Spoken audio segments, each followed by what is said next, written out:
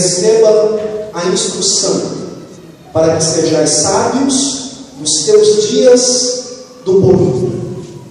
Muitos propósitos há no coração do homem, mas o desígnio do Senhor permanecerá. Amém? Amém?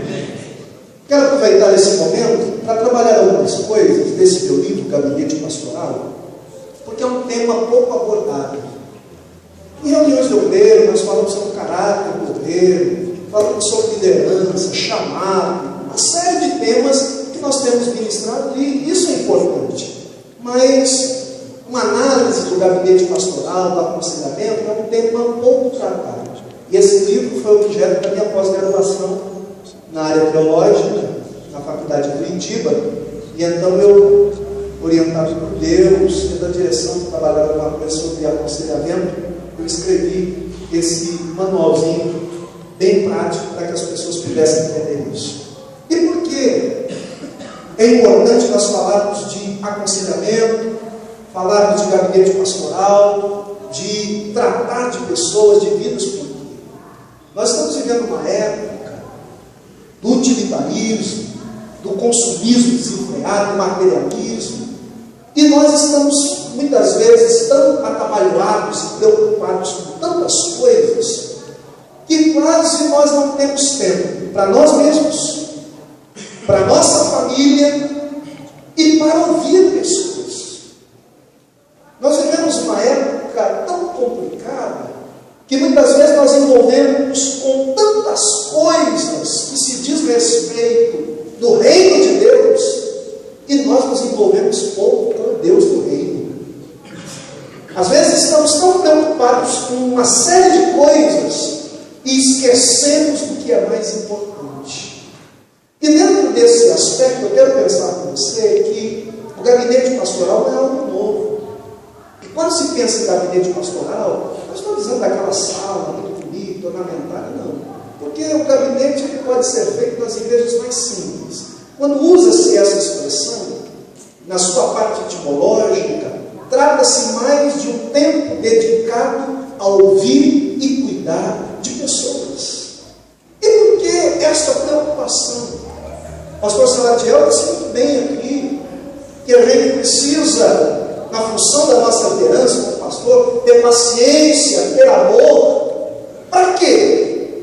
Existe aí uma resposta. Para que ter paciência e amor? Para cuidar de pessoas. E às vezes nós estamos preocupados com tanta coisa e esquecemos do que é mais importante no reino de Deus.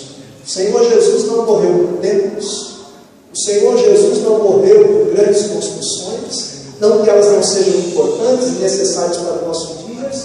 O Senhor Jesus não morreu pela nossa prosperidade e riqueza financeira, dinheiro, status, mas Ele morreu por vidas que, ao serem lavadas e remidas pelo seu sangue, um dia irão entrar no céu de glória. Então a nossa maior função como líderes e pastores é cuidar de gente. E é impossível nós sermos pastores na especificidade do texto bíblico se a gente não gostar de gente, se a gente não deixar de ovelha. Porque hoje nós estamos criando um tipo de status ministerial que os indivíduos, eu denomino que eles não são pastores nem líderes, na verdade eles são dirigentes de culto, porque eles chegam na igreja 5 minutos antes do culto começar, entram pela porta do fundo, chegam no culto, falam ali meia dúzia de palavras, iniciam o culto, terminou o culto, ele sai pela mesma porta, entra no carro, vai embora e só volta e lembra-se quando tiver outra reunião. Mas pastor, líder, que a princípio e a exemplo de Jesus, que deseja cuidar de vida de pessoas, é aquele que tem prazer em atender, em ouvir, em visitar, em cuidar, andar e viver e praticar aquilo que Jesus praticou, sujando seus pés na poeira da estrada. Porque ministério, hoje a concepção é de status, mas a concepção bíblica é de serviço. E nós fomos chamados não para sermos servidos, mas para servirmos em nome de Jesus. Jesus disse, Jesus disse isso que dirá nós. Eu não vim para ser servido, mas vim para servir. E o sinônimo, a etimologia da palavra serviço é trabalho, a palavra em inglês outro, né? Trabalho. Jesus disse, eu trabalho até hoje. Meu pai trabalha até hoje, e eu também. E nós precisamos entender o ministério como trabalho. Quem é que gosta de trabalhar? Não, porque tem obreiro que fala assim, não, eu me frustrei, eu quis trabalhar numa empresa, numa grande indústria, mas a crise está grande, eu não consegui. Rapaz, tinha um desejo de estudar, não consegui estudar. Queria fazer uma faculdade, não deu certo. Tentei ser comerciante e fali também. Tentei ser vendedor, mas não deu certo. Já que essas coisas não der certo, já que nada vai para frente, vou ser obreiro. Como que ser obreiro fosse aquela opção quando nada mais dá certo? Não, queridos. Ser obreiro é exercer uma função que honra no reino de Deus. E não é uma função para preguiçosos, mas para aqueles que querem trabalhar e muito. Porque quem quer trabalhar no reino de Deus, não falta trabalho todos os dias. Na empresa, você entra às 5 da manhã, seja às 6 da manhã, quando dá 4, 5 da tarde, você bateu o cartão, você vai embora, se a empresa pegar fogo, que pegue fogo, o seu salário está garantido, no outro dia você vai ver o que aconteceu, você não volta lá. Mas como obreiro, não. Muitas vezes você termina a reunião, você fica aqui 1 hora, 2 horas atendendo. Termina a reunião, você precisa ir na casa da irmã Maria fazer uma oração. Morre um filho, um parente, você precisa ir lá para junto. E tem dia, não tem hora, não tem cartãozinho, não. Você está 24 horas à disposição. Mas tem uma coisa que vale a pena: aquele que nos chamou para a sua obra nos recompensará. Eu vejo que muitas pessoas têm feito do ministério mais um cabide de emprego. E é por isso que muitas vezes o nome ministério, pastor e obreiro, tem sido enxovalhado, lançado na lama, dentro da visão de muitas pessoas, porque eles medem como todos iguais.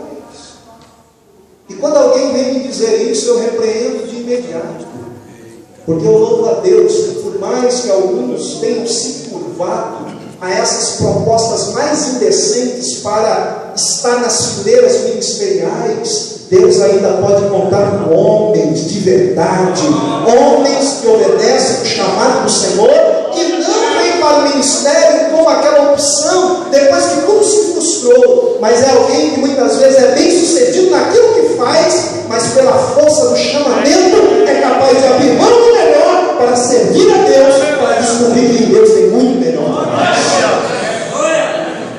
Eu digo isso porque quando eu recebi o meu chamado ainda bem jovem, para me preparar, para servir ao ministério, para atender pessoas, para se envolver com pessoas e ajudá-las. Não é porque me faltava opção, não. Eu novo já, na cidade de Ligueira, meu pai tinha uma boa condição, eu com 16 anos já era emancipado, tinha casa no meu nome, carro, tinha comércio, meu pai tinha uma rede de casa de carne naquela época que vendia e dava dinheiro. Então a opção não faltava, mas o chamamento foi muito mais forte. E abrir mão de tudo isso, ir para o seminário, se preparar, passar pelo vale mesmo, que muitos reclamam, murmuram, em chegar dias, muitas vezes, não ter o que comer, mas sem murmurar, porque aquele que chamou é fiel para cumprir a sua obra. Ele garante. E se a gente nunca sentiu o cuidado de Deus, como a gente pode ensinar os outros a ser cuidado? Agora, quando a gente passa por isso e aprende, cresce em Deus, nós temos muito que ensinar e compartilhar com as outras pessoas. Você está entendendo? Diga amém. Amém. Então veja que dentro dessa dinâmica de gostar de gente, estar perto de gente, vou perguntar para você: gosta de gente? Amém. Amém. Amém. Gosta de trabalhar? Amém. Senão procura outra coisa, porque quiser ficar na rede tomando suco de laranja no ministério, isso é para preguiçoso. Porque quem quer trabalhar na obra de Deus tem trabalho. Às vezes eu vejo gente reclamando, não tem espaço na igreja para trabalhar. Não tem, irmão. Não tem espaço para você ficar brigando com alguém no culto. Porque eu nunca vi, talvez se vocês viram, por favor, comunique, talvez seja uma mensagem que eu possa preparar e dar testemunho. Você já viu alguém brigando para entregar folheto? Não. Você já viu alguém brigando para falar, não, eu que vou no hospital, não, eu que vou, não, eu que vou. Você já viu? Você já viu gente brigando para fazer culto ao ar livre? Não. Agora, brigando para disputar cargo, posição, liderança, isso é irmão. Nós somos chamados para fazer a obra de Deus. E tem vidas precisando da minha e da sua obra. Tu não quer brigar por aquilo que não deveria. Até porque, se Deus tem um propósito na tua vida, para você ser pastor, para você ser bom líder, e você for fiel, Deus o fará no tempo dele, na hora dele. Permaneça no teu lugar e Deus vai cumprir a vontade dele na sua vida.